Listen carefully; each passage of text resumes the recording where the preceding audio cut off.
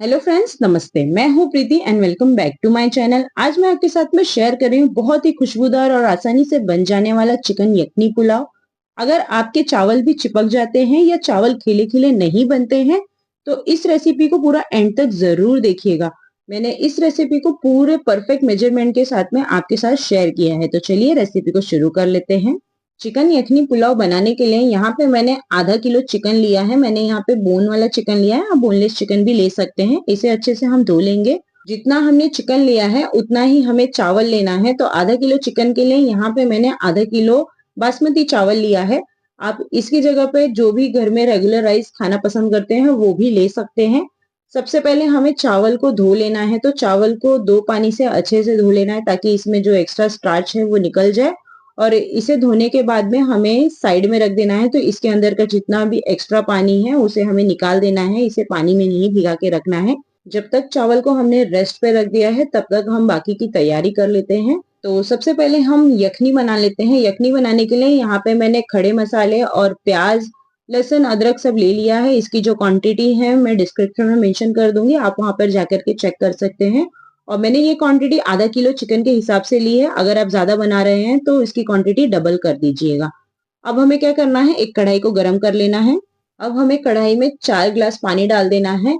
तो इसी गिलास से अगर चावल को हम मापते हैं तो 2 गिलास चावल मैंने लिया है। तो 2 गिलास चावल के लिए यहाँ पे हमें 4 गिलास पानी डालना है।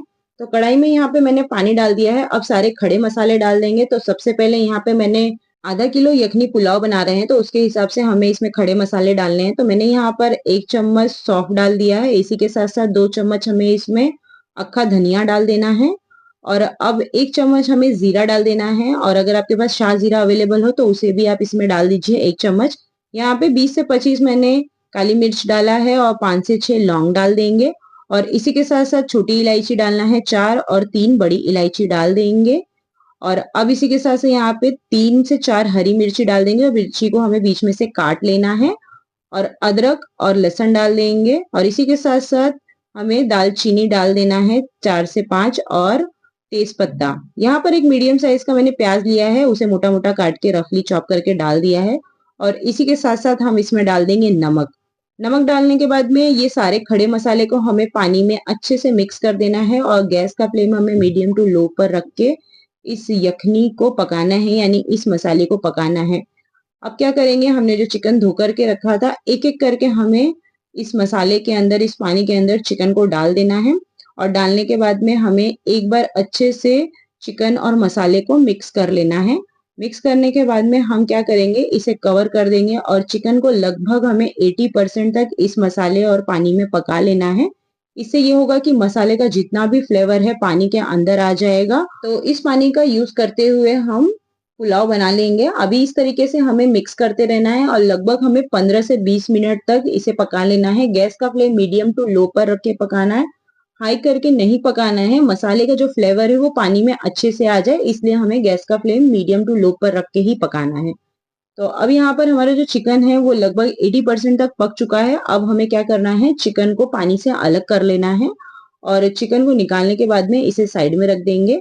और गैस का फ्लेम अभी बंद नहीं करना है। इसके बाद भी हम इस पानी को लगभग 5 मिनट तक और पकाएंगे। पकाने के बाद में उसके बाद ही हम गैस का फ्लेम बंद करेंगे। तो यहाँ पे लगभग 5 मिनट तक और इसे पका लिया है। अब क्या करेंगे कि हम मसाले और पानी को अलग कर लेंगे। तो यहाँ पर चिकन को हमने अलग कर लिया है, इसे साइड में रख देंगे। और एक छन्नी रख देंगे बड़े बर्तन के ऊपर।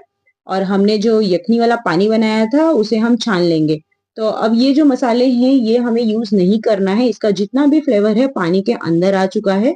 तो इस मसाले को बिल्कुल भी यूज नहीं करना है, इसे हम साइड कर देंगे। और जो बचा हुआ पानी है इसी को हम यूज करके अपना चिकन यखनी पुलाव बनाएंगे। चलिए अब यखनी पुलाव बनाना शुरू करते हैं। यहाँ पे मैंने एक बड़ी सी कढ़ाई ली है जिसमें मैंने 2 से 3 बड़ा चम्मच तेल लिया है। अब इसमें 2 मीडियम साइज का प्याज डाल देंगे। और प्याज को हमें तब तक पकाना है जब तक कि इसके ऊपर लाइट गोल्डन कलर नहीं आ जाता। तब तक हमें इस प्याज को इस तरीके से चलाते हुए पका लेना है।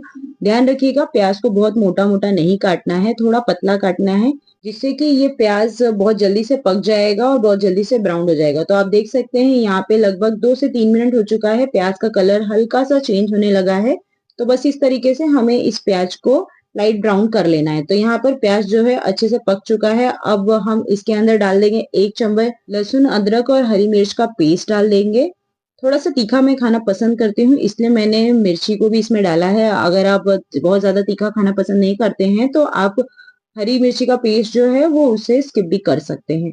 अब इसे लगभग 30 सेकंड के लिए हम प्याज के साथ में भून लेंगे। जब तक कि लहसुन का कच्चापन नहीं चला जाता तब तक हमें इसे भून लेना है। तो लगभग 30 सेकंड हो चुका है। अब इसमें कुछ मसाले ऐड करेंगे। तो यहाँ पे मैंने 1 चम्मच काली मिर्च का पाउडर ऐड किया है और इसी के साथ साथ 1 चम्मच गरम मसाला ऐड किया है और 1 चम्मच धनिया पाउडर ऐड किया है। इसके अलावा इसमें बहुत ज्यादा मसाले यूज नहीं किए जाते हैं। तो बस इस तरीके से हमें ये मसाले ऐड करने हैं और हमने जो चिकन बॉईल करके रखा था उसे डाल देंगे और 1 कप दही डालना है। दही को मैंने बिना फेंटे डालना है, हमें दही को फेंटना नहीं है, डायरेक्टली हमें चिकन के साथ में दही को डाल देना है। अब सारे मसाले, दही और चिकन को हमें अच्छे से मिक्स कर लेना है और लगभग 2 मिनट के लिए हमें दही के साथ में चिकन को पका लेना है। तो यहाँ पे हमें गैस का फ्लेम मीडियम टू लो पे रख के ही इस मसाले को पकाना है। तो यहाँ पे लगभग 2 मिनट हो चुका है। अब हमने जो चावल भिगा के रखा था उस चावल को हमें चिकन में डाल देना है और डालने के बाद में अब हमें सेम ग्लास से 3 ग्लास पानी डालना है और जो यखनी का हमने पानी बनाया था वो जलने के बाद में 3 ग्लास आराम से हो जाता है। अगर पानी कम हो तो आप एक्स्ट्रा गर्म पानी ऐड कर सकते हैं। अब इसी के साथ साथ में हमें इसमें नमक डाल देना है। नमक आप थोड़ा ध्यान से डालिएगा क्योंकि पहले भी हमने यखनी में नमक डाला था, उस हिसाब से आप चावल में भी नमक डालिएगा। अब इसी के साथ साथ इसमें 3 हरी मिर्ची डाल देंगे और आलू या टमाटर भी आप डाल सकते हैं। बहुत सारे लोग इसमें आलू और टमाटर भी डालते हैं, लेकिन मैं आलू और टमाटर डालना पसंद नहीं करती हूँ, इसलिए मैंने इसे स्किप कर दिया है। आप आलू या टमाटर भी डाल सकते हैं। अब इसे हमें कवर कर देना है, लगभग इसे 5 से 7 मिनट के लिए पका लेना है जब तक चावल बॉईल होने न लगे। आप देख सकते हैं यहाँ पर चावल जो है वो पकना शुरू हो गया है। अब इसी के साथ साथ हमें इसमें डाल देना है हरा धनिया और पुदीना, इससे बहुत अच्छा टेस्ट आ जाता है। और अब इसे हमें चावल के साथ में मिक्स कर लेना है। मिक्स करने के बाद में अब इसे हमें लो फ्लेम पे 10 मिनट तक पकाना है और बीच में अब चलाना नहीं है। बस इस तरीके से मिक्स करने के बाद में इसे कवर कर दे। ध्यान रखिएगा कि अगर बहुत ज्यादा हाई फ्लेम करेंगे तो चावल नीचे से जल जाएगा, तो इसलिए हमें लो फ्लेम पे ही इसे दम देना है यानी पका लेना है।